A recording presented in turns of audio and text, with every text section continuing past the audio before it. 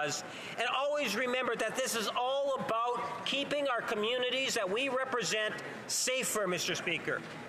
And that, to me, is so very important, and that is why I stand today in support of the legislation with my colleagues in hopes to see it pass in a relatively quick fashion. Thank you, Mr. Speaker. I mean, I know the honourable member is not one to give up any bit of his time, but there's a whole 28 seconds left on the clock when we return to this debate. Déclaration de député. Statements by members. By members. The honourable member, l'honorable député de. The honourable member for Orleans. Since this parliamentary season, our goals remain clear: to serve Canadians from all political backgrounds and effectively address their needs and their concerns. I also want to wish Orléans students a successful back-to-school experience. Que cette année scolaire soit... That this school year be enriching and successful. And to the vibrant community of Orléans, I want to thank the 400 people that came out to my corn roast and barbecue on August 24th, as well as the organization participating. Vous avez participé à son... You participated in its success. And finally, I would like to express my support and sincere condolences to the Moroccan community in Orleans and Canada, and to the Moroccan people following the devastating earthquake that struck Morocco. A special thought for my parliamentary assistant, Mehdi, and his family from Marrakesh. Thank you. The honourable member for Parry Sound, Muskoka. Mr. Speaker, as I met with people across the country this summer, I heard the same message over and over again. Young people locked out of the housing market who cannot find a place to rent and who now believe that they may never be able to own a home of their own. Families who have to renew their mortgages and, thanks to the Liberal NDP, deficits, inflation and interest rate hikes are afraid of losing their home. Seniors who, thanks to the carbon tax, cannot afford healthy food and to pay their upcoming heating bills. Canadian seniors, families and young people are the ones that are paying the price of this NDP Liberal coalition and all their failures. Canadians are hurting, and after 8 years of inflationary Liberal NDP spending and punishing carbon taxes on heating and eating, everyday life, it's easy to see that this Prime Minister is just not worth the cost. To restore the Canada where young people can afford a home, to restore the Canada where seniors can afford to eat and heat their homes, to restore the hope of a better tomorrow, Canadians' only hope is a Conservative government. The honourable member for Nepean. Mr. Speaker, it is with pleasure that I state TC Expo, the epic second annual day of dynamic and interactive Canadian smart mobility technology demonstration, is hosted by Nepean-based Area X.O on Wednesday, September 27th, in partnership with the Government of Canada and other sponsors. Area X.O is an all-weather R&D complex for next-generation smart mobility, autonomy and connectivity technologies founded and operated by Invest Ottawa. The only national demo of its kind in Canada, TC Expo will bring together hundreds of innovators, entrepreneurs, technology developers, industry leaders, regulators, smart mobility partners and stakeholders from Canada's capital and across the country. TC Expo will showcase Ottawa's thriving tech ecosystem and organizations that contribute technology and intelligence to future vehicles and other smart mobility innovations. Thank you, Mr. Speaker.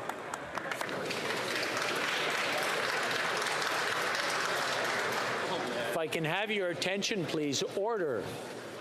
I just want to remind everyone that member statements are taking place, and I'm sure it's nice to see everybody missed each other and they're talking and getting on, but we want to hear what the honourable members have to say. The honourable member for Shefford. Mr. Speaker, a year ago, Mahsa Amini, a young woman of 22, was arrested by the morality police in a Tehran street. The reason for her arrest? She was not wearing her hijab properly. 3 days later, she succumbed to injuries while she was in the hands of police. And since then, she has become a symbol. She inspired a great rally from the Iranian people to tell the mullah's regime of their thirst for justice. Her face has since traveled the world as a symbol of solidarity with women fighting for their rights and freedoms in Iran. A year later, Mahsa Amini still speaks to us.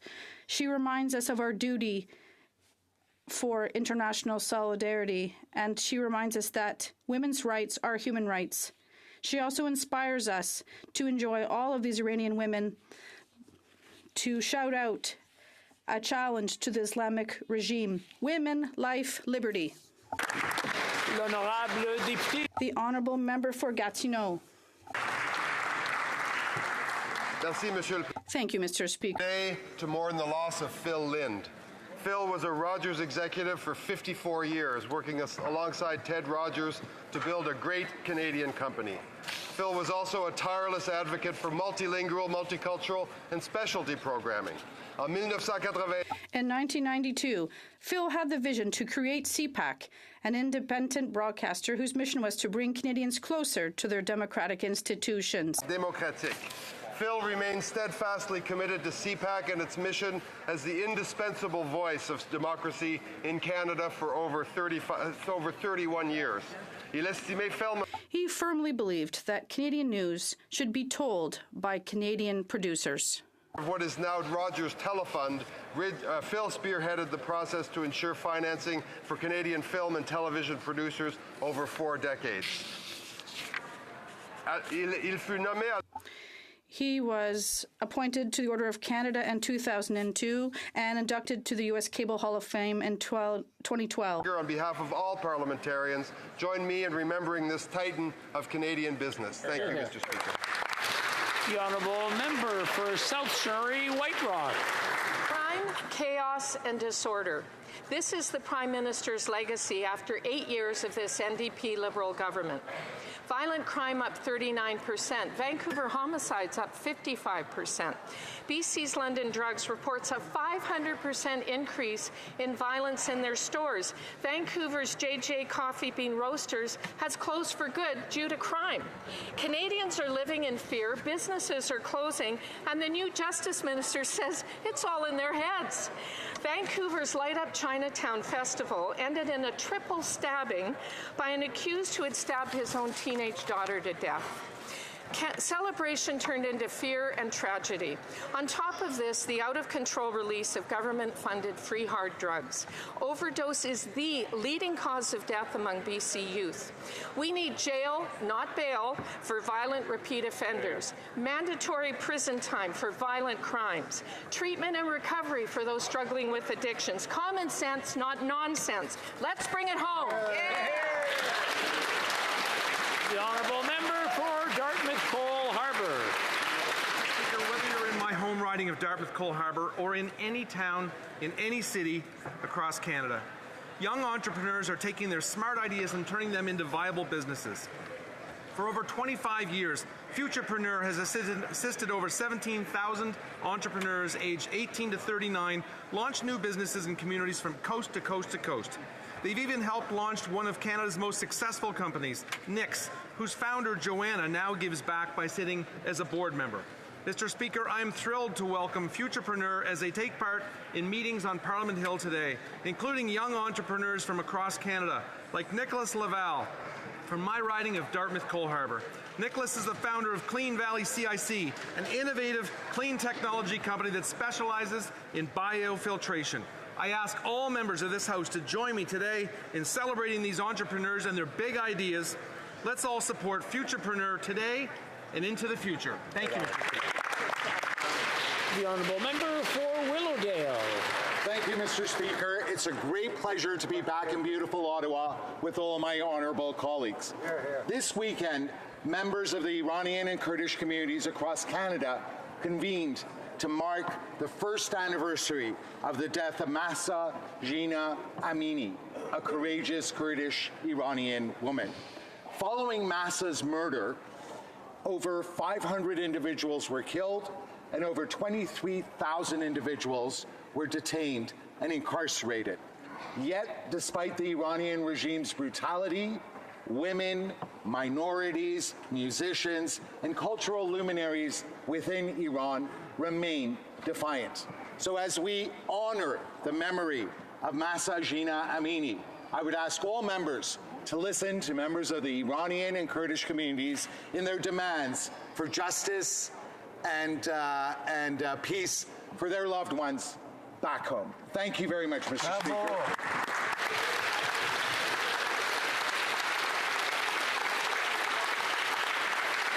The honourable member for Tobique-Mactaquac. Mr. Speaker, it has been said about leaders that many communicate but few connect.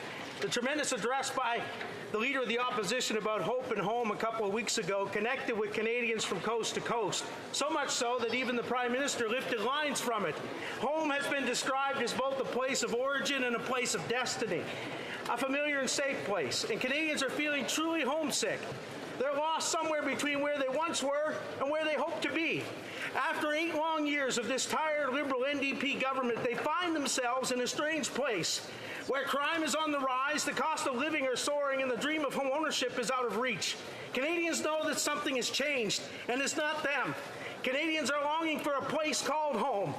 Long and dark as Canada's night may be, I have hope that morning will dawn again in this country, and with it the realization that our potential is still greater than our perils. A common sense Conservative government will bring home that promise for all Canadians.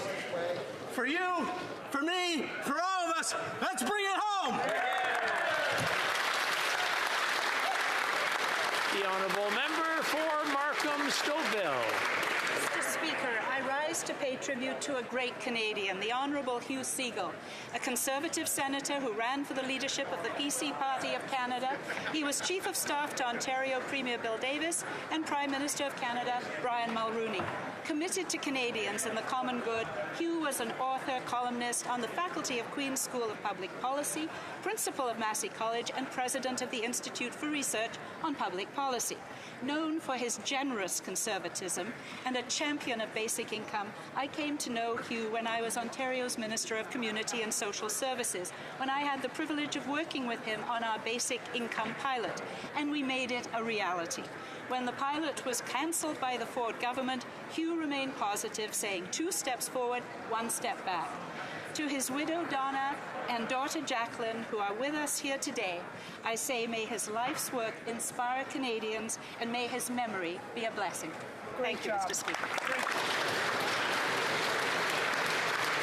The honourable member for Peterborough-Kawartha.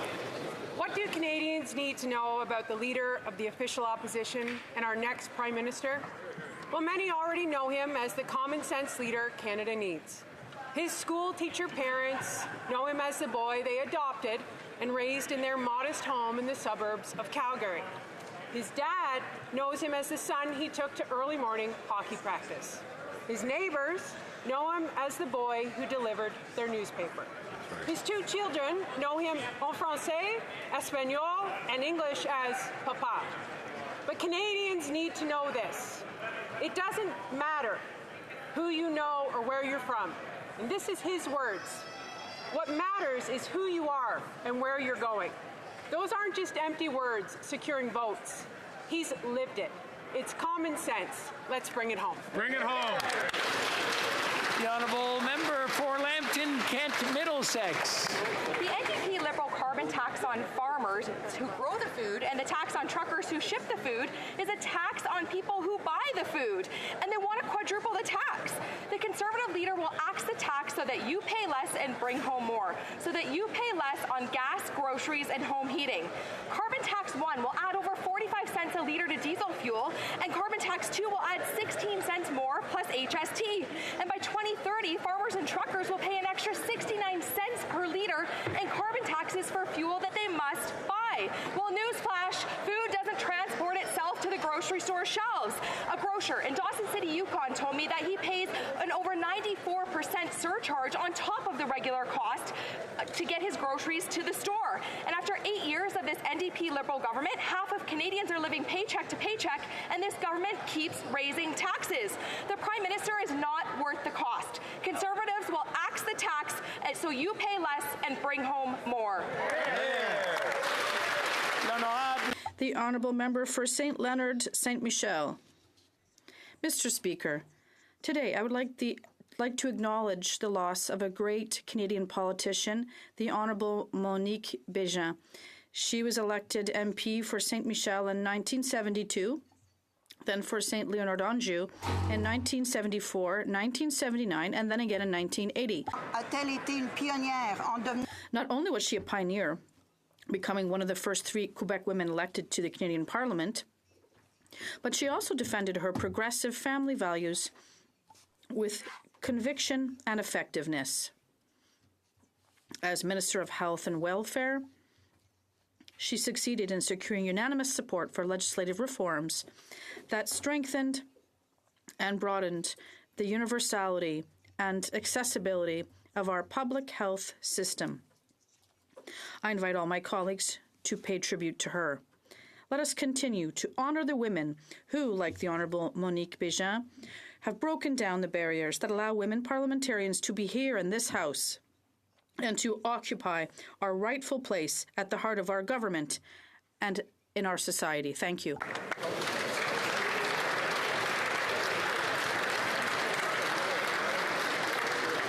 Once again, before continuing, I want to remind the honourable members, again, I know you're all excited to see each other after a summer break, but we're trying to hear what the statements are, and I'm sure everybody wants to hear what the honourable members have to say. Alors, je rappelle à tout le monde. So I'd like to remind everyone that statements by members are taking place, so please listen together. Member for South Okanagan, West Kootenay.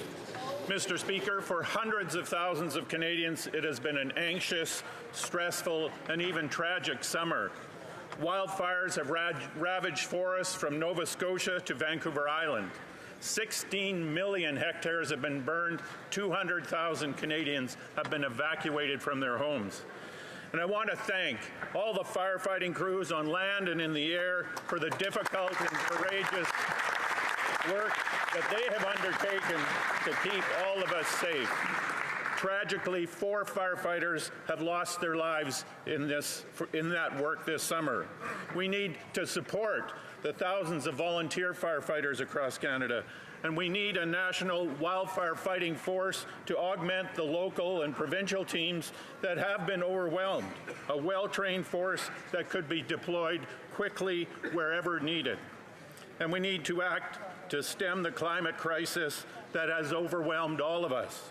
With skyrocketing temperatures on land and sea, the planet is warning us that we are in uncharted territory and must act with the urgency and strength that this catastrophe demands. The Honourable Member for Abitibi, Bay James, Nunavik, EU. Mr. Speaker, this summer in Quebec has been one of climate change. For some it was rain, for others tornado warnings. But for everyone, it was first and foremost the fires. Fires that darkened our skies, contaminated our air. Fires that burned my region's forests, threatened our municipalities. Fires that forced families to flee, carrying the bare minimum in their cars, not knowing what awaited them. On behalf of the Bloc, I'd like to thank all of those who fought the fires in Abitibi, Bay James, Nunavik, EU, and elsewhere in Quebec. I salute the work of our mayors, the police, and the communities who gave their all to protect our world. I underline the solidarity both here and in neighboring regions in support of the displaced. And I would like to remind the federal government that there are still great needs. The Bloc will continue to stand by the victims, the workers, and the forestry and seasonal industries who still need their government more than ever. Thank you very much. The Honourable Member for Cumberland, Colchester. Mr. Speaker, this summer all in this House have been inundated by messages from Canadians, Atlantic Canadians, Nova Scotians, and to me, most particularly residents of the counties of Cumberland, Colchester in Nova Scotia, who are in dire straits because of the punishing carbon tax. After 8 years of this NDP Liberal government, it is clear that Canadians can no longer afford to feed themselves, house themselves, and if they are lucky enough to have a dwelling, to heat it. The number of calls, emails, and letters with respect to the inability to afford to live is staggering. As a family physician for 26 years, I have never seen or heard of this amount of desperation in the lives of Canadians. This Liberal Prime Minister is asking more from Canadians than they can afford to pay. This Liberal Prime Minister is not worth the cost. It's time to axe the carbon tax. Hear, hear. The honourable member for Northwest Territories.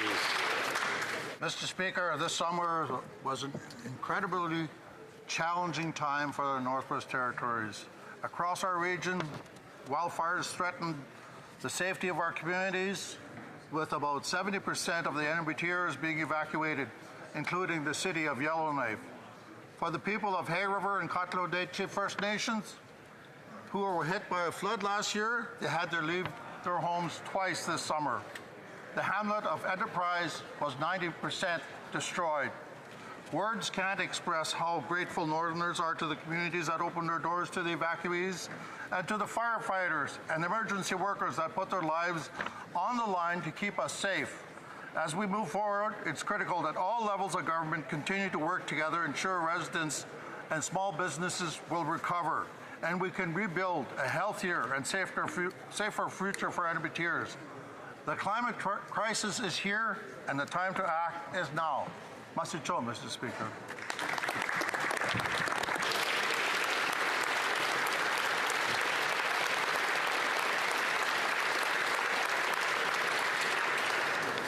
I have the honor to inform the House that the Clerk of the House has received from the Chief Electoral Officer a certificate of the election and return of Mr. Carr, member for the Electoral District of Winnipeg South Centre.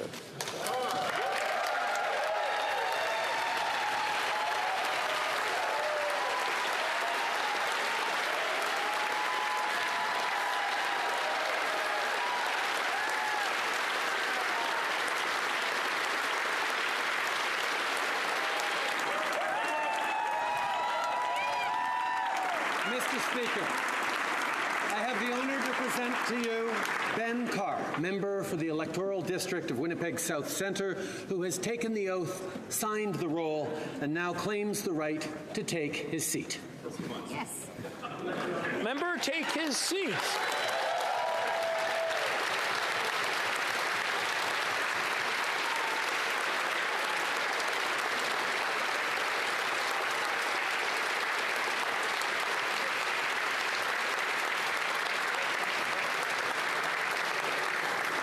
Congratulations and welcome. Thank you.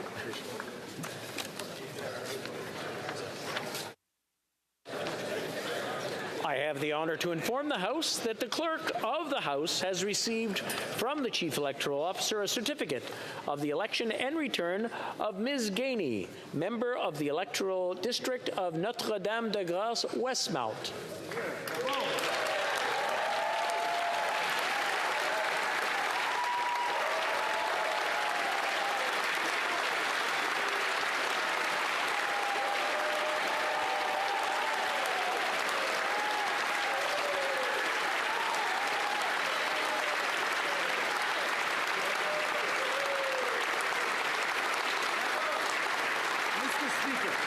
I have the honor to present to you Anna Gainey, member for the Electoral District of Notre-Dame-de-Grâce Westmount, who has taken the oath, signed the roll, and now claims her right to take her seat. Let the honourable member take her seat.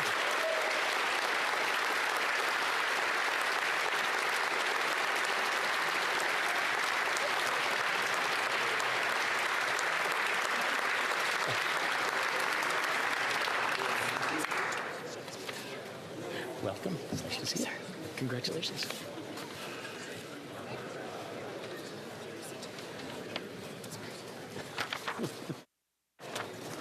I have the honor to inform the House that the Clerk of the House has received from the Chief Electoral Officer a certificate of the election and return of Mr.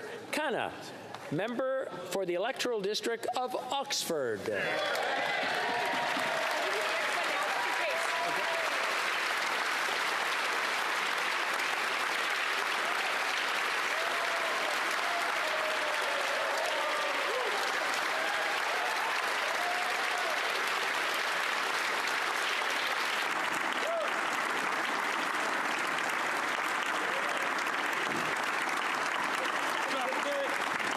Mr. Speaker, it is an honor to present to you Arpan Khanna, the honourable member for the Electoral District of Oxford. He has taken the oath, signed the roll, and now claims the right to take his seat. The honourable member take his seat.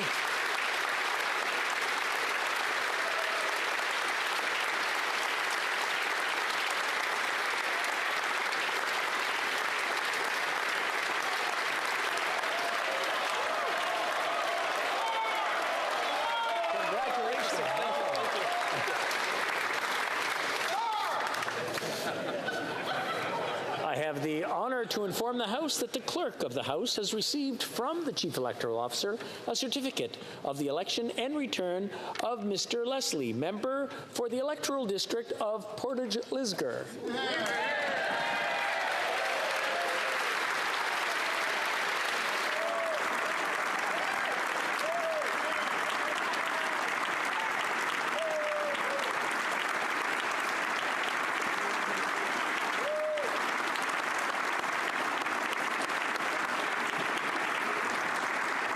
Speaker, I have the honor to present to you Mr. Brandon Leslie, member for the Electoral District of Portage-Lisgar. He has taken the oath, signed the roll, and now claims the right to take his seat. Honourable member, take his seat.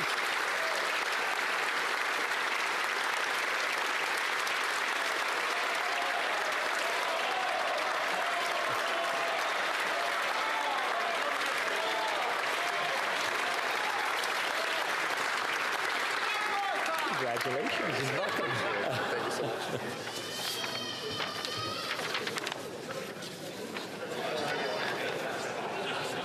I have the honor to inform the House that the Clerk of the House has received from the Chief Electoral Officer a certificate of the election and return of Mr. Majumdar, member of the Electoral District of Calgary Heritage.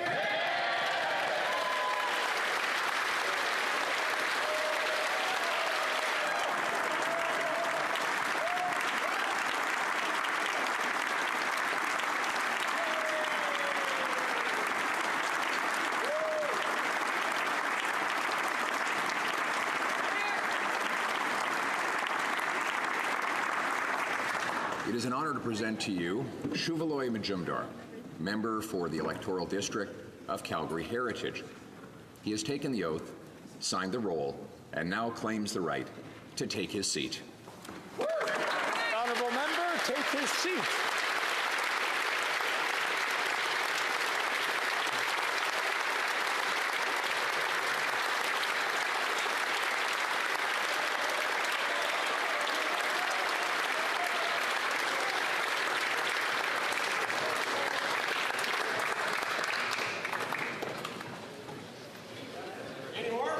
Congratulations and welcome. Nice to meet you, Speaker. Nice to meet you as well. See you around. Yes, I'll look forward to it.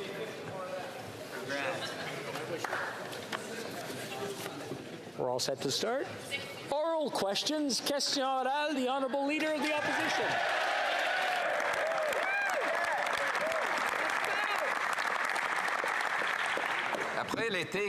After the summer, the Liberals had, even the Prime Minister must admit that he's not worth the cost, Mr. Speaker. After 8 years of promising to reduce the cost of housing, it has doubled. And he said it's not his job. And finally, he panicked because of lower support in polls. He's recycled the same promises he broke over 6 years ago. It took 8 years to cause housing hell by the Prime Minister. How long will it take to resolve this? The Right Honourable Prime Minister.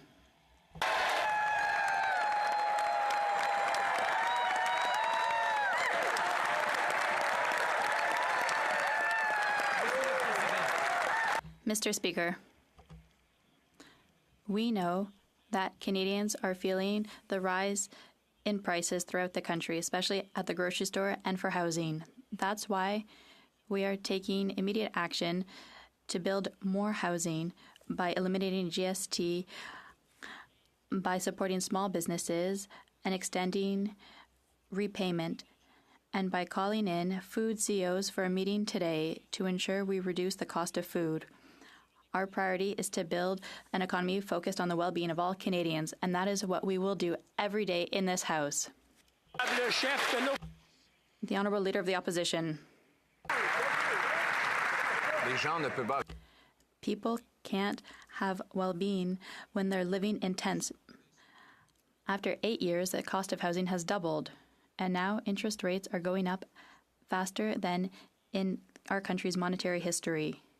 Even the former Finance Minister, Liberal, John Manley, said that interest rates are going up because of the deficits.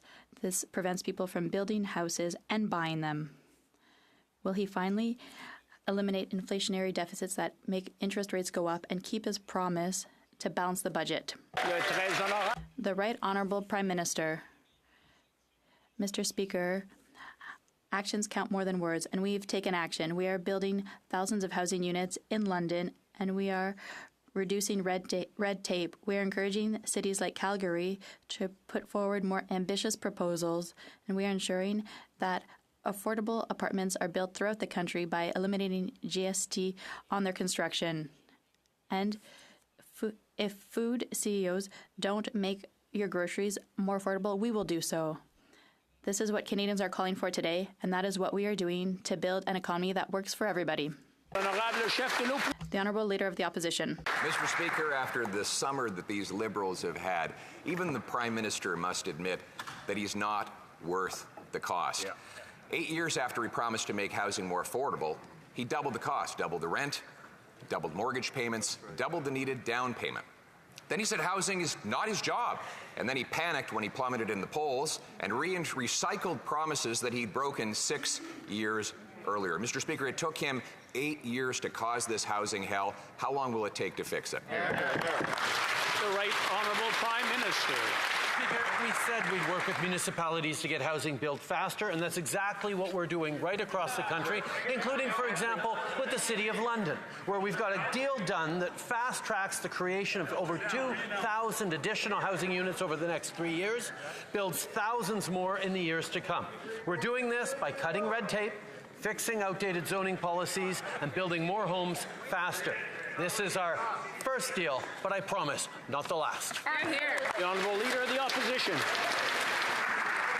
Speaker, he's building bureaucracy, not building homes. In fact, his inflationary deficits drive up interest rates, according to former Liberal Finance Minister John Manley. And that ensures that it's harder not only to buy homes, but to build them.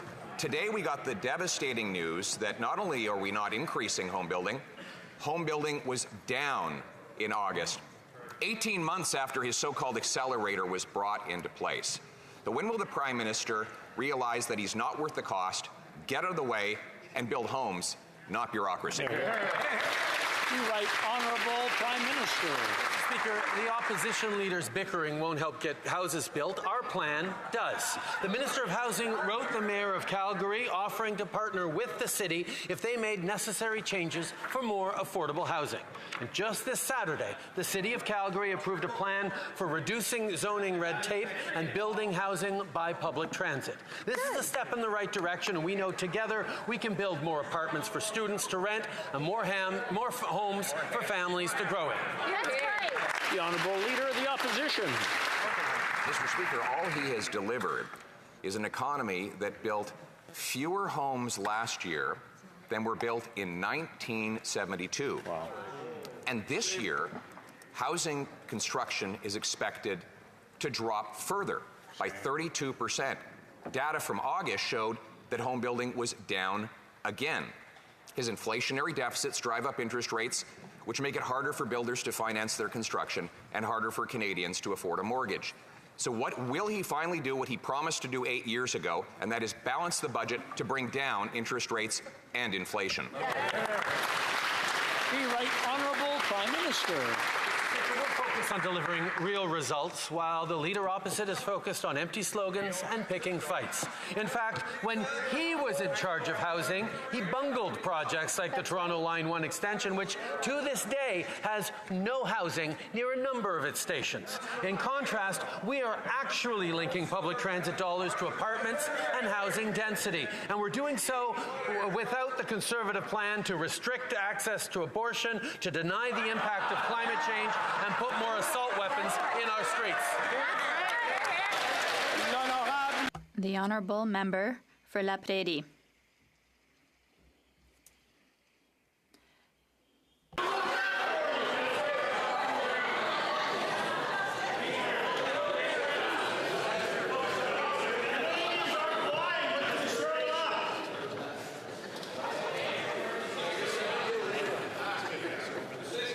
Okay.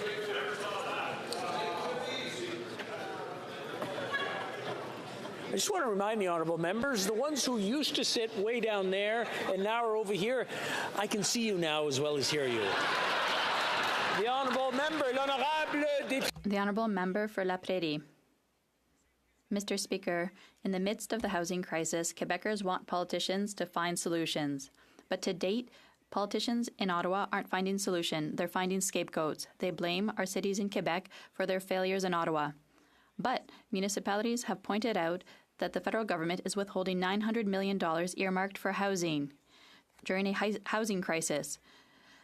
Ottawa is depriving Quebec of $900 million and has been doing so for 6 months. Mr. Speaker, it's not a time for squabbling. It's a time for building. It's time to be responsible. Will the government immediately release our $900 million? The Right Honourable Prime Minister.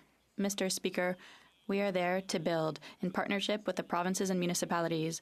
We're there to build more housing. That's why we created a $4 billion plan to accelerate densification, improve zoning, and help municipalities deliver more housing more quickly. We've also eliminated the GST on building new apartments because we know that we need to increase supply. We will continue to be there to work hand in hand with the provinces, with municipalities, because it's by all working together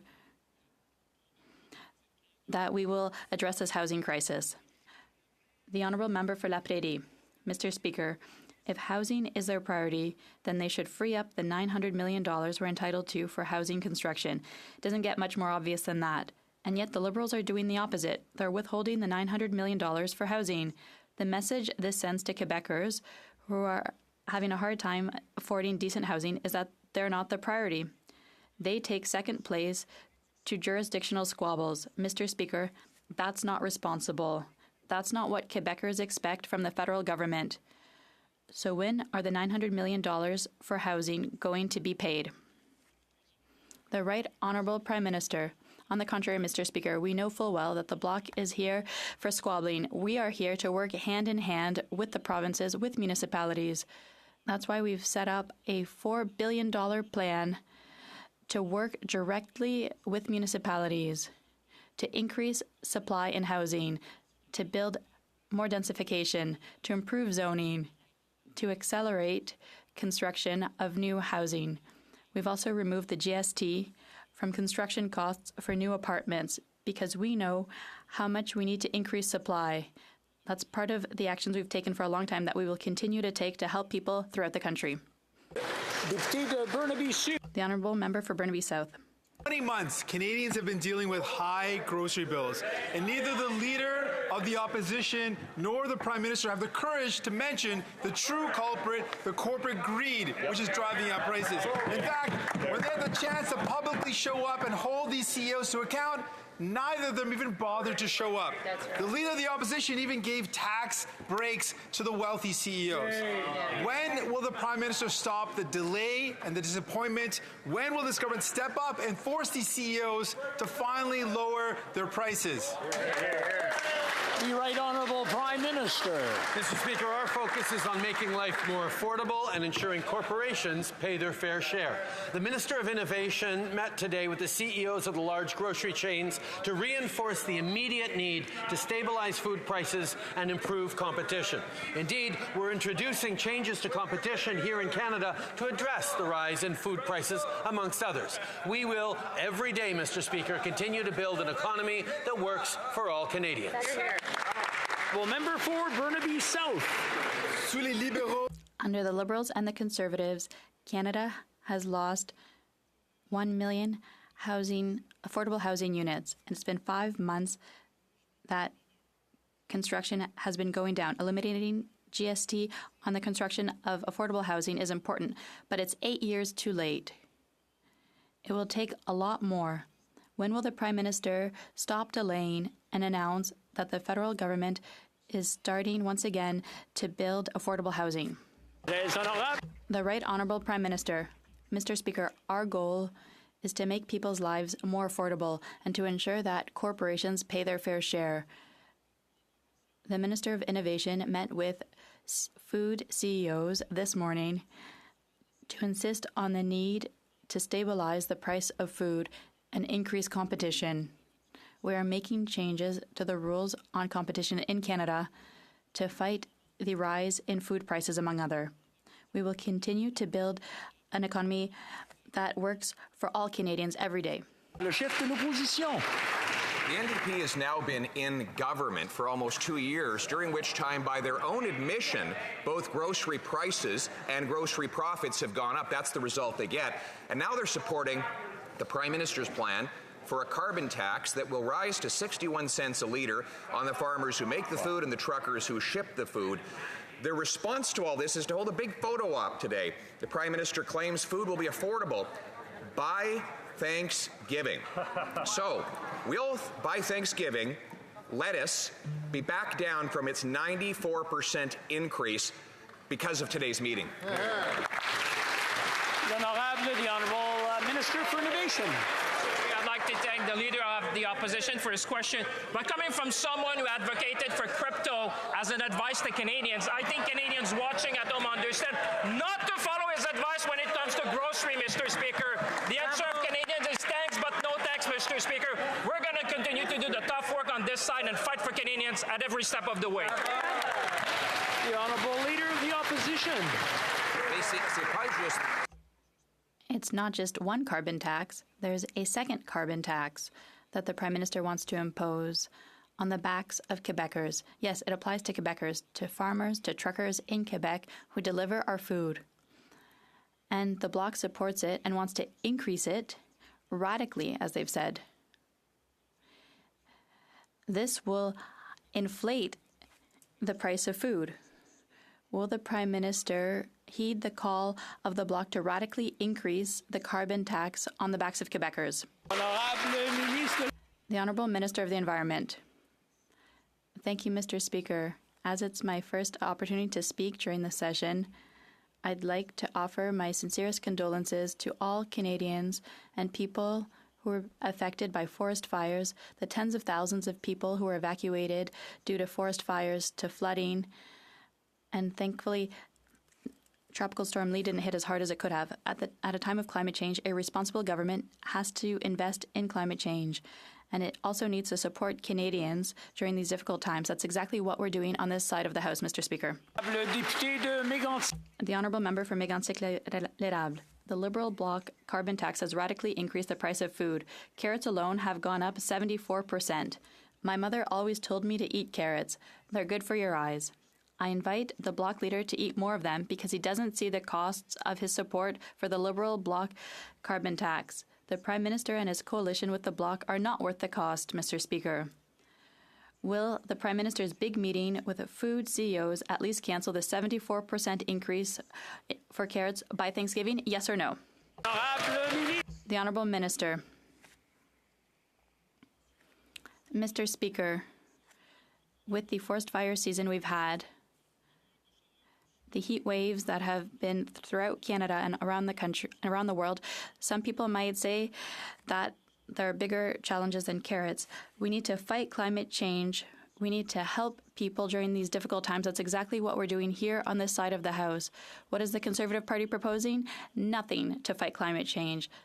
They want pollution to be free. Mr. Speaker, that's not a responsible position for a party that wants to form government. The Honourable Member for Mégantic-l'Érable. We want groceries to cost less for everyone, Mr. Speaker. The carbon tax 2.0 that the Liberals are imposing on Canadians, contrary to what the Bloc Québécois claims, also applies to Quebec.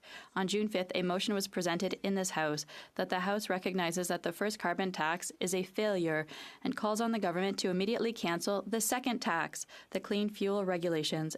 And what do you know? The Bloc voted against it. Even worse, a Bloc MP called for a radical increase.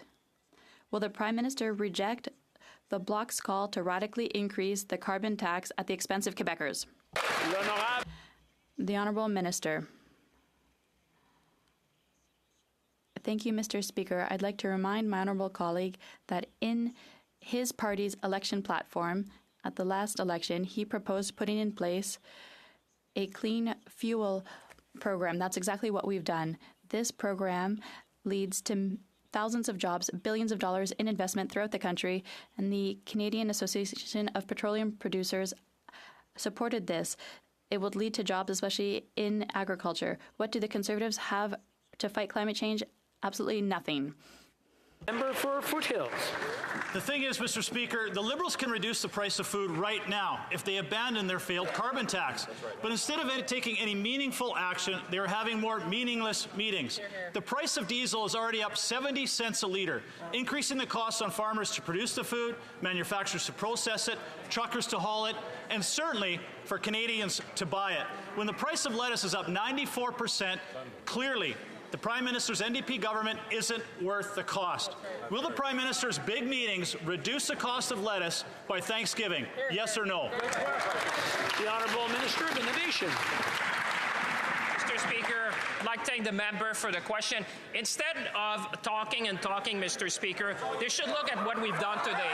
Mr. Speaker, this is the first time in Canadian history that the grocer have come to Ottawa. Mr. Speaker, we had difficult discussions, but at the end of the day, those are discussions that needed to have in order to stabilize the price of food in Canada, Mr. Speaker. We have been very clear with the Prime Minister and the Minister of Finance. We are going to work with them to stabilize prices in Canada. That's what Canadians expect at home. That's what we're going to deliver. Absolutely. The Honourable Member for Foothills. After 8 years of the Prime Minister's NDP government, Canadians can't afford to put food on the table, and it's getting worse. The Parliamentary Budget Officer report on Friday stated by 2030, Canadian farmers will pay close to $1 billion in carbon taxes alone. Lettuce is up 94% because of these increases in carbon taxes, and the costs they're putting on farmers, processors, certainly truckers, and you know what? It's Canadians who are paying the price at the grocery store shelf. Now they want to quadruple that tax. How much will Canadians pay for a head of lettuce? The Honourable Minister of the Environment. Mr. Speaker, I would like to read for you an extract from a press release from the Canola Growing Association, and which states, "We're pleased to see the clean fuel regulations provide options that will minimize regulatory burden and allow canola to be used to reduce greenhouse gas emissions through biofuel production. Recognition of sustainable practice of Canadian growers to help sequester and store carbon. Agriculturists are in favor of what we're doing, Mr. Speaker, to fight climate change and create a strong and vibrant Canadian economy." Honorable Deputy. The Honourable Member for Avignon-Lamitis-Matane-Matapédia. Mr. Speaker, climate collapse has begun. That is the devastating assessment of the Secretary-General of the United Nations, the hottest July on record. Marine heat waves with global averages of 21 degrees, forest fires so numerous that it's as if everything between Ottawa and Quebec City had burned down. It's staggering. The situation affects everyone, and it's not getting any better because we're not acting responsibly. What is the government waiting for to take global warming seriously? The Honourable Minister. Thank you, Mr. Speaker. I thank my honourable colleague for her question, and I share her concern on the matter of climate change, contrary to the Conservative Party of Canada. And I'd like to remind her that between 2019 and 2021, Canada is the G7 country that's had the best performance on reducing greenhouse gases. 55 million tons less. That's 25% of our goal for 2030 that we've accomplished. But I agree with her. We need to do more. We need to do it faster. And that's why the Prime Minister and myself and colleagues will be going to New York this week to work with all countries around the world to accelerate the fight against climate change. The Honourable Member for Avignon-Lamitis-Matane-Matapédia. Mr. Speaker, the government tells us that fighting climate change is a priority, but it's not. While the UN is talking about climate ambition, 3 ministers from this government are heading to Alberta for the World Petroleum Congress. They'll be talking about green oil, I imagine, to show how much respect they have for our intelligence. But the sad truth is that Canada is an oil country, and heating up the planet pays in this country. When will this government start acting responsibly and taking real action to combat global warming? The Honourable Parliamentary Secretary. We take climate change very seriously, doing the work we need to do.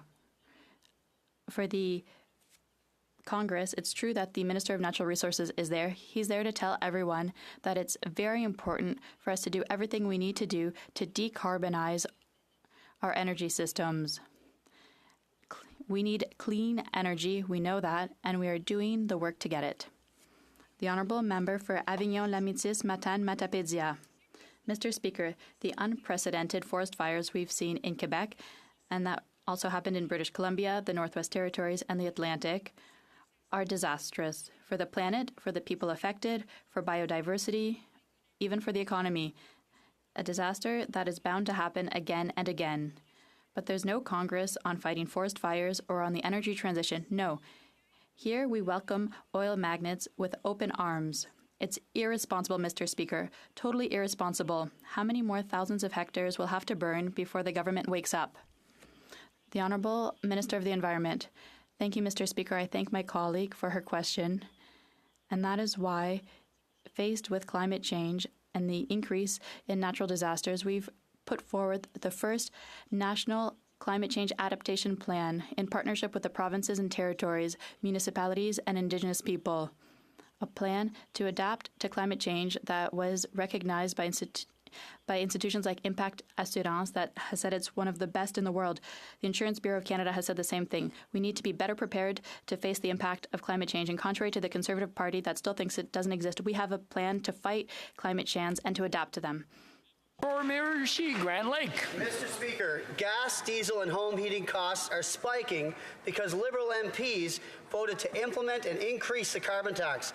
The Prime Minister and his NDP coalition are not worth the cost to Canadians. After 8 years raising carbon taxes on the farmers and truckers that bring us our food, lettuce is up 94%. Now he wants to quadruple that tax to 61 cents a litre. How much more will that add to the price of lettuce? The Honourable Deputy Prime Minister. Mr. Speaker, what Canadians across the country need, what Canadians in Atlantic Canada need right now is more homes to be built faster. And that's why last week the Prime Minister announced we are removing the GST on purpose-built rental. But do you know what the Conservative leader said about our housing plan? He said, we don't need more spending. I guess he thinks homes are going to get built by magic. We know we need home builders to invest more, to build more faster. That's what our government is going to do in Atlantic Canada and across the country. The Honourable Member for South Shore St. Margaret. After 8 years, Nova Scotians are hurting because of the NDP Liberal carbon tax. It increases the cost to produce food, to process the food, to transport the food. Yep.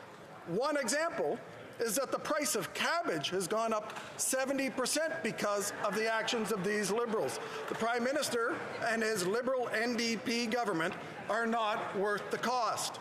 Will the Prime Minister's big meeting with grocery CEOs reverse this 70% price hike by Thanksgiving? Yes or no? The Honourable Minister for Housing. Speaker, my honourable colleague will know well that Nova Scotians are hurting for a number of reasons, including we are on the front lines of the fight against climate change. Over the course of the past year, we have seen Hurricane Fiona devastate our communities. We have seen floods sweep our neighbours away. We have seen wildfires like we have never seen before, and these things come at a cost. One of the interesting things about this argument, Mr. Speaker, is my colleague ignores the fact that one of the driving costs behind the increase in produce is climate change itself. Jurisdictions that produce food cannot do it at the same price. We will put measures in place to help Nova Scotians struggling with affordability, and we will fight climate change at the same time. The Honourable Member for New Brunswick Southwest. Mr. Speaker, 60 cents. This is the price differential today for gasoline between the state of Maine and my province, New Brunswick. 60 cents a litre. For 8 years, Liberal MPs have voted to bring in and raise taxes on energy, and they voted to triple the carbon tax between now and 2030. This Prime Minister just is not worth the cost. His carbon tax on farmers has raised the price of carrots by 74%. Will the Prime Minister's big meeting with grocery CEOs bring down this 74% increase before Thanksgiving? Yes or no? Honourable Minister for Innovation. Mr. Speaker, I'm sure Canadians watching at home are feeling insulted by what they hear from this side, Mr. Speaker. At a time where Canadians are hurting, at a time when this nation needs to come together to fight food price inflation, at a time we call the CEOs to come to Ottawa to come with concrete solutions to stabilize prices, the Conservative are choosing to be on the sidelines where we're acting on behalf of Canadians, Mr. Speaker. I invite every member of this House to work with us, stabilize prices, and help Canadians at a time of need. The Honourable Member for Rosemont-la-Petite-Patrie. Mr. Speaker, we heard it throughout the summer. People are having a hard time paying for groceries. Prices are exploding. The big chains are making record profits and CEOs are lining their pockets. And what are the Liberals doing? Well, they're holding meetings. Like today, they said to the CEOs, look, if you're not nice, we will maybe one day give you a tap on the wrist. It's really not serious. The NDP leader is going to table a bill to give the Competition Bureau some teeth. It's a concrete, practical solution. When will the Liberals act to help people put food on the table? The Honourable Minister of Innovation. I have a lot of respect for my colleague, but I think he missed part of the message, Mr. Speaker, because that is exactly what we are doing. When we announced last week, Mr. Speaker, that we were going to make a huge reform of competition in this country, Mr. Speaker, we are going to give power to the Director of the Competition Bureau to require documents to hold legal investigations. We're going to take away the merger defense, which are not in the interest of Canadians, and we want to fight collaboration, which is hurting competition. What we are putting before Canadians is a plan for more competition, less consolidation, and lower prices. For Nunavut. Too many northern communities saw little to no housing projects or repairs this summer. Too many Nunavut are being denied their right to a home. When I visited Baker Lake this summer, I saw housing conditions well below acceptable standards. Last year, the government of Nunavut and the Nunavut Tingavik Incorporated submitted a joint budget request to build more homes. They are still waiting. When will this government properly invest in housing that will make a difference in people's lives? The Honourable Parliamentary Secretary, the Honourable Minister. Thank you, Mr. Speaker, and I thank the member for her very important question. As she knows, housing is #1 priority in the North, in the Arctic. In Budget 2022, we moved $4 billion for distinctions-based housing, including $800 million for Inuit Nunavut. In Budget 23, we have $4 billion for northern, rural, and urban housing. Mr. Speaker, we know we are making progress, but there's a lot of work to do. We will get it done. Hear, hear. The Honourable Member for Brampton South. Mr. Speaker, I spoke with many residents in Brampton this summer, and I heard a lot about the need to build more homes fast in Canada. We know increasing supply is just one of the major solutions to the housing crisis. Can the Minister of Housing, Infrastructure and Communities tell us how removing GST on rental construction can help drive down the cost of housing? Minister of Housing. Mr. Speaker, I want to thank my honourable colleague, the Member of Parliament for Brampton South, for her advocacy for her community, and I enjoyed thoroughly my visit to the City of Brampton, where we worked directly with the Mayor and members of Council in the City to uncover what some of the plans they might advance to help grow the supply of housing in their community. But one of the things we've been hearing over the course of this summer is that we need to change the financial equation for builders to build. They are dealing with higher costs as a result of increased costs of supplies and materials, and they're operating in a higher interest rate environment. That's why I was thrilled when we were able to announce last week we will be getting rid of the GST on apartment construction in Canada to build more homes for Canadians.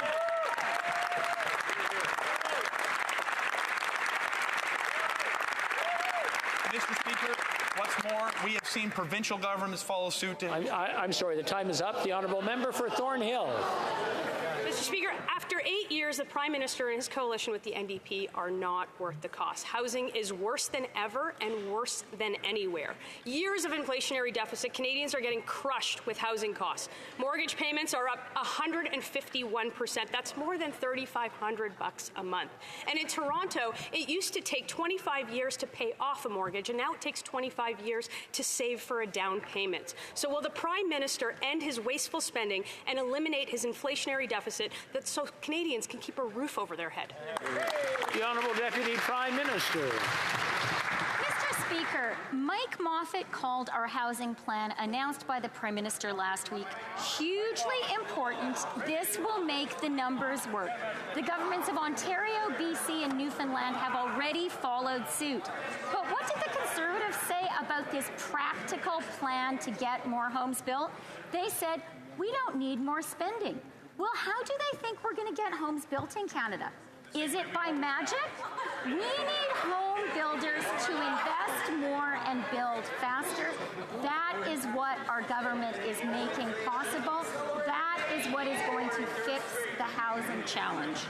The Honourable Member for Thornhill. Speaker, let's play back the tape. In 2015, this Liberal Prime Minister pledged that Canada needs, quote, real change and affordable housing. 8 years after he created this housing hell, he says he's not responsible for housing. Housing prices have doubled. Rents have doubled. Higher taxes and more government spending equals higher inflation and higher interest rates. Canadians can see it. So why is it that the NDP Liberal government are the only ones who can't? The Honourable Minister of Housing. I find it fascinating to watch the Conservatives' line of questioning because they certainly seem to think that they have the solutions to Canada's housing crisis, but when you actually look at what they're proposing, they're just tinkering around the edges with half measures that won't make a meaningful difference. Mr. Speaker, we are getting rid of the GST on apartment construction in this country, and provincial governments are following suit. We are advancing measures to change the way that cities build houses, so they build them next to transit stations, to colleges and universities, and we are going to require that they build them more densely. We have much more to come over the course of the fall, Mr. Speaker, but if you put our plan against theirs, it'll win 7 days a week. The Honourable Member for Charlebourg, Haute-Saint-Charles. Mr. Speaker, after 8 years under this Prime Minister's, Canadians are doubly in difficulty. Housing prices have doubled, and the Bank of Canada has warned that mortgage payments could go up by over 40%. Remember, in the budget 2023, the Minister of Finance declared that one of the main goals of the budget was to not throw oil on the fires of inflation. When will the Prime Minister stop these inflationist policies so that Canadians can keep a roof over their heads? The Honourable Deputy Prime Minister.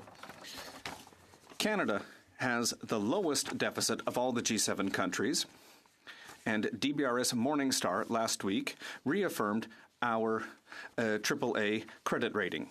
At the same time, we know that we have to work for Canadians. That is why the Prime Minister announced last week that GST on new rental housing would be eliminated. That is why this morning, with my colleague, the Minister for Industry, we had a meeting with the CEOs of all the grocery stores because we are there, we are working for Canadians, and we will continue to do that. The Honourable Member for Charlebourg, Haute-Saint-Charles. Mr. Speaker, does the Minister of Finance know that mortgage payments for an average house are now $3,560 a month? That's an increase of 151% since the Prime Minister came to power. In Montreal, people need to have a minimum salary of at least $113,500 to hope to buy a house. These increases are a direct result of the inflationist policies of this Liberal government. Will the government stop with its inflationist deficits so that Canadians can dream of one day affording a house? The Honourable Minister of Housing. Monsieur Président. Mr. Speaker, if you want to see more housing in Canada, we need to see more investment in seeing housing being built. The problem, they like to assign blame, but when it comes time to advance solutions, they're nowhere to be seen. They are nowhere to be seen. They are advancing half measures that will not make a meaningful lick of difference on the need to build housings at a rate we have never built before. We have removed taxes on home construction. We are changing the way that cities build homes, and we have made years' worth of investments in affordable housing. We're going to continue to advance policies that make a difference. It's what Canadians Canadians deserve. The honourable member for Rivière-des-Mille-Îles. Mr. Speaker, another example of just how far Ottawa will go to push Quebec aside. The federal government held a competition to design a monument to commemorate the role of our soldiers in Afghanistan. A jury of experts decided that it was the Daou team from Quebec that won, but the Liberals rejected the opinion of these experts. They have publicly admitted that Quebec won, but they're giving the contract to a firm from Ontario instead. Who in this government ordered that the Quebec team be pushed aside at any cost, even if it means breaking their own rules? The Honourable Minister of Veterans. Thank you very much, Mr. Speaker. Mr. Speaker, the monument to commemorate Canada's mission in Afghanistan recognizes the commitment and the sacrifice of our soldiers. Over 40,000 people participated in this mission.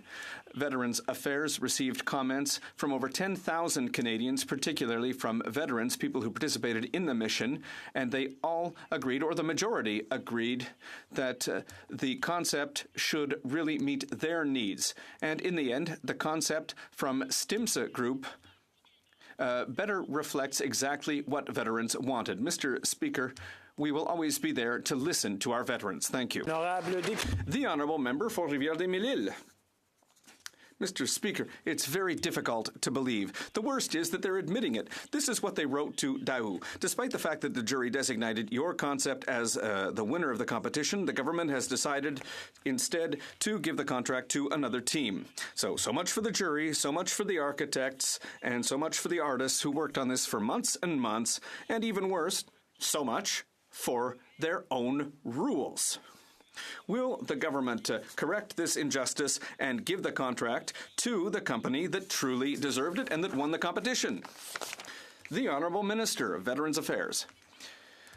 Mr. Speaker, as Minister of Veterans Affairs, I think it's very important to make sure that we listen to our veterans who served during the mission in Afghanistan. And during this process, we heard comments from 10,000 Canadians, and a majority of those were people who served in the Afghanistan mission. And they told us very clearly that the submission from the STIMSA Group truly represented what they wanted from this monument. We thank the committee, which did extraordinary work, but we want to make sure that we respect the wishes of veterans. Thank you, Mr. Speaker. Member for Kildonan St. Paul. Canada has some of the most unaffordable housing in the world, Mr. Speaker, and that's after 8 years of this Liberal Prime Minister.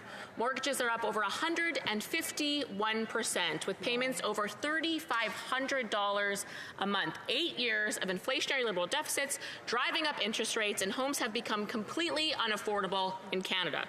When will the Liberals end their reckless inflationary deficits so that Canadians can once again afford a place to live? The Honourable Minister.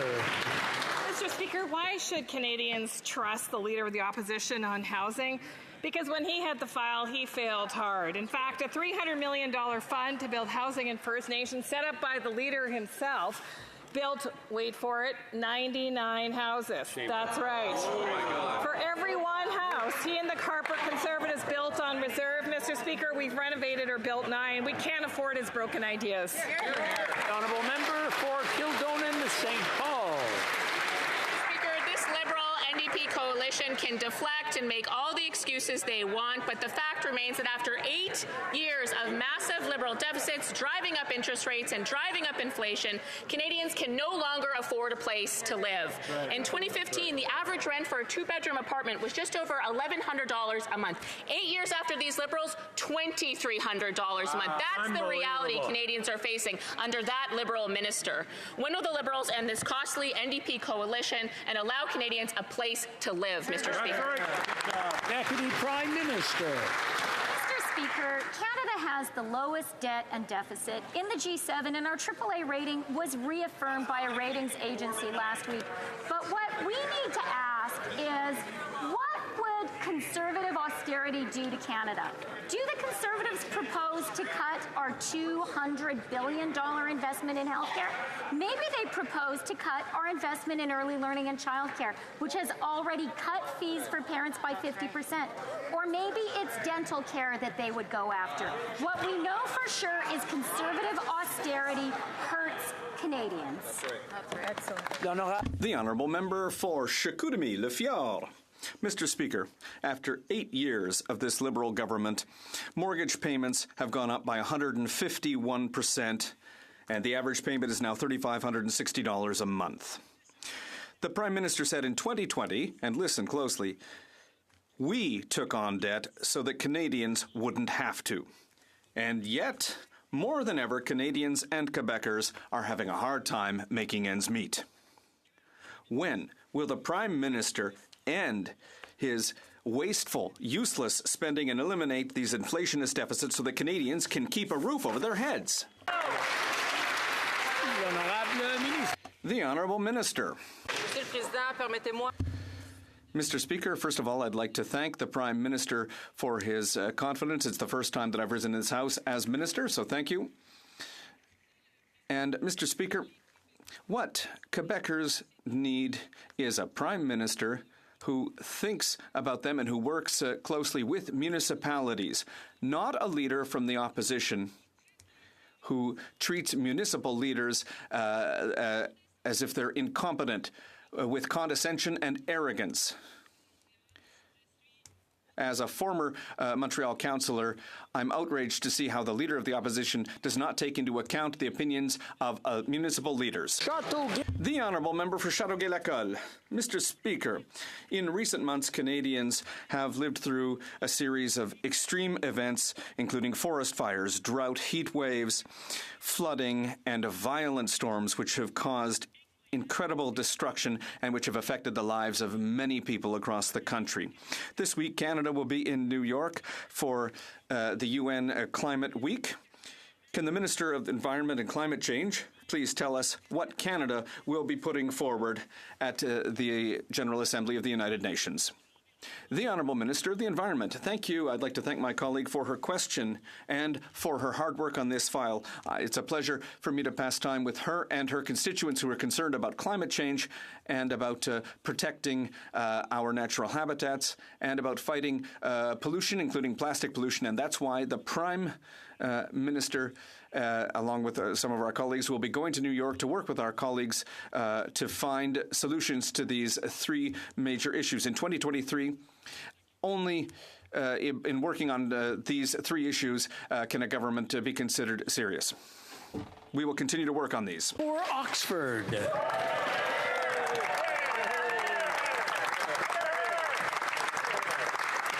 Mr. Speaker, throughout the summer, I've heard heartbreaking stories from families across Oxford who are struggling to put food on their tables. After 8 years of this Prime Minister, this Liberal NDP government is not worth the cost. Their carbon tax has raised the cost of food. For example, the price of onions is up 69%.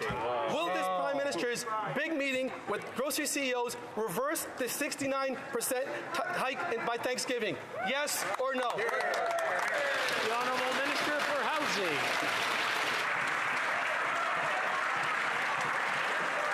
Mr. Speaker, let me begin by congratulating the Honourable Member on taking his spot in this House.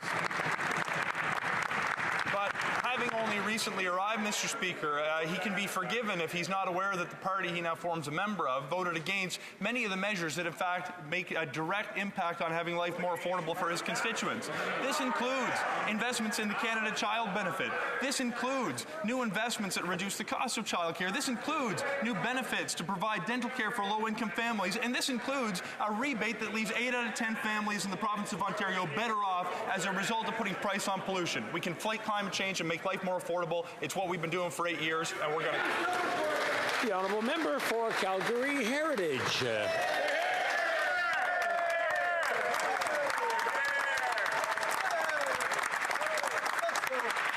For my neighbours across Calgary, senior savings are going up in smoke.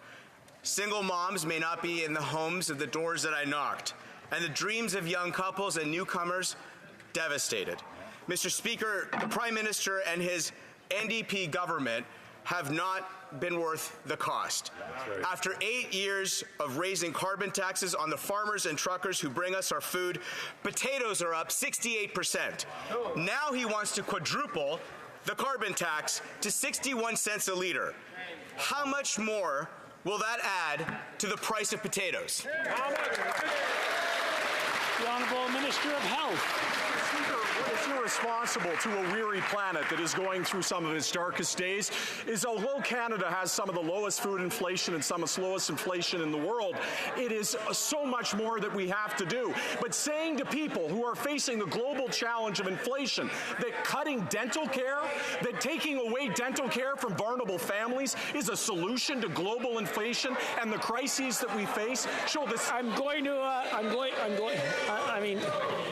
The Honourable Member for Calgary Heritage, it's his first day here. I'm sure he wants to hear the answer to his question. And we really can't hear it with all the shouting that's going on.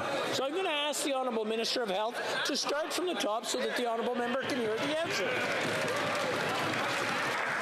Mr. Speaker, in all times of great challenge globally, there is a responsibility for all of us to focus on solutions and answers.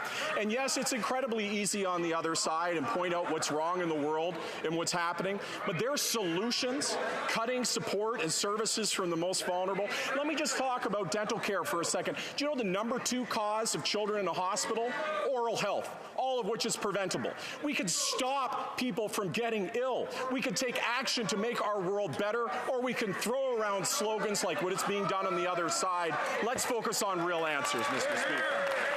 The Honourable Member for Portage-Lisker.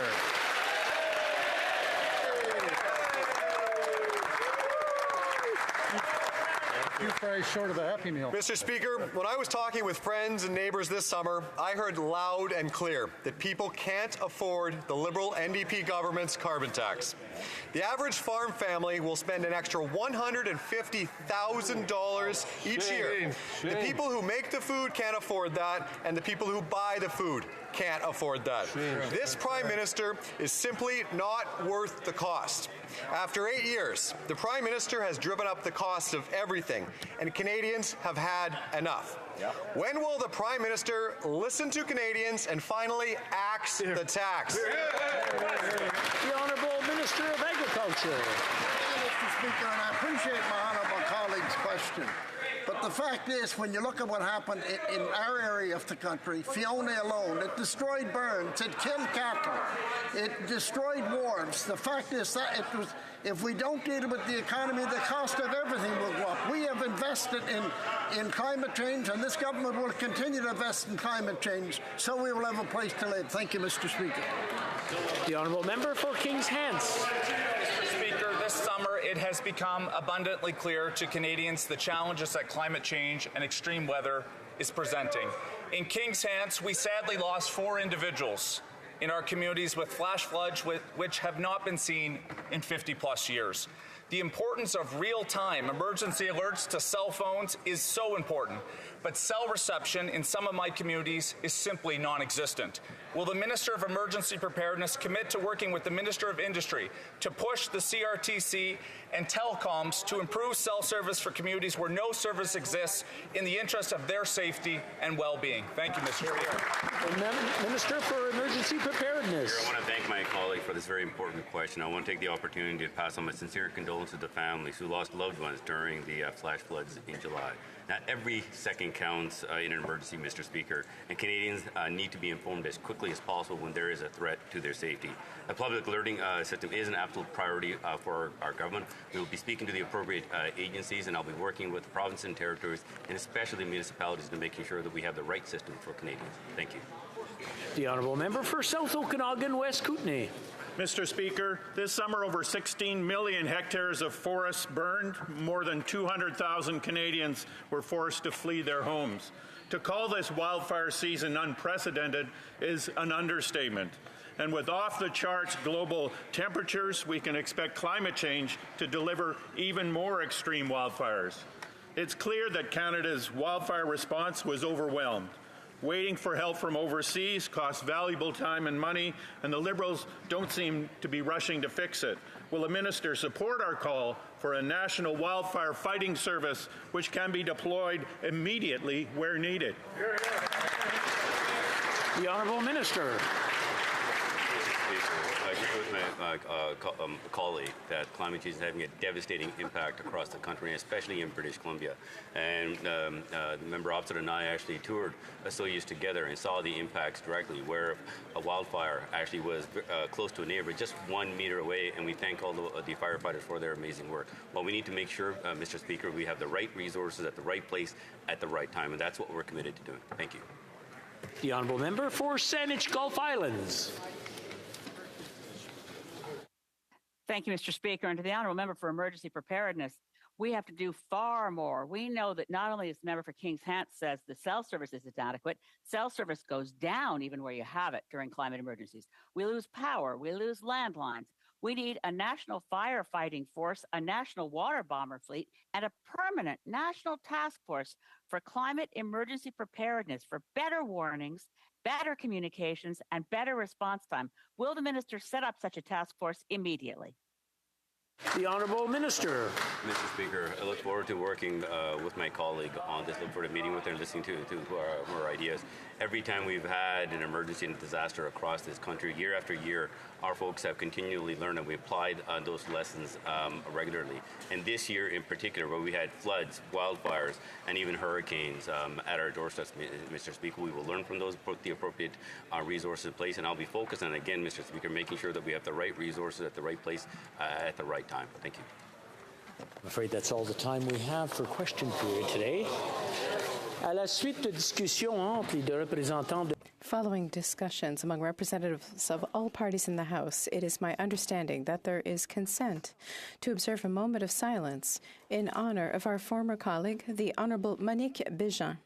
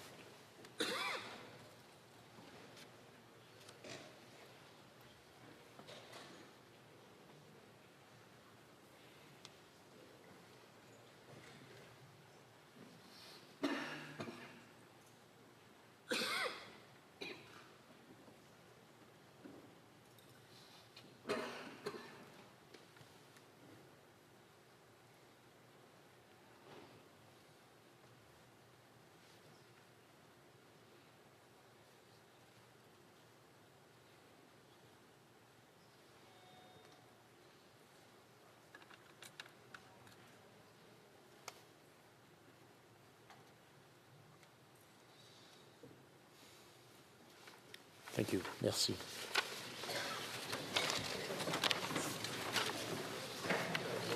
It is my duty to lay upon the table. I'm sorry. Yes. Okay. Very good.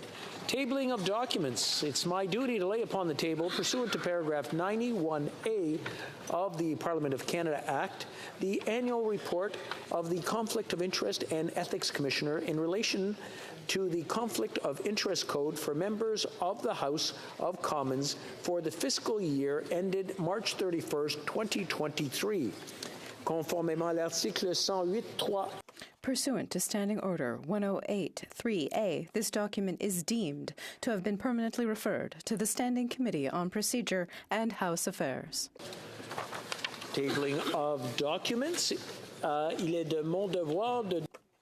It is my duty to lay upon the table, pursuant to paragraph 91B of the Parliament of Canada Act, the annual report of the Conflict of Interest and Ethics Commissioner in relation to the